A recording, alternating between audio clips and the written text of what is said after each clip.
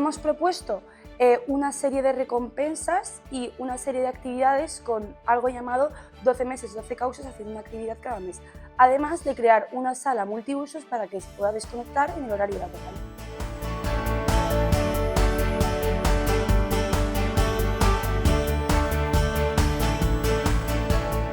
Lo que hicimos era pensar en algo que les divirtiese y les entreteniese de forma que fuesen a asistir y no se lo fuesen a saltar, y también que les aportase algo a la empresa, por lo que decidimos separarlos en grupos y preguntarles problemas que tienen dentro de la empresa y escoger los mejores problemas, y que luego compitieran entre los grupos para resolver el problema, y a los que mejores resolvieran el problema se iban a llevar puntos, de forma que iban a trabajar en grupo, se iban a conocer mejores entre ellos y encima iban a encontrar soluciones a problemas que tenían internos en la empresa.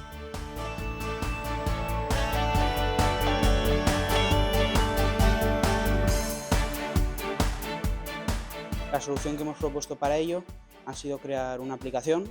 con distintas funciones en las cuales los clientes puedan hablar entre ellos y realizar las actividades de la empresa.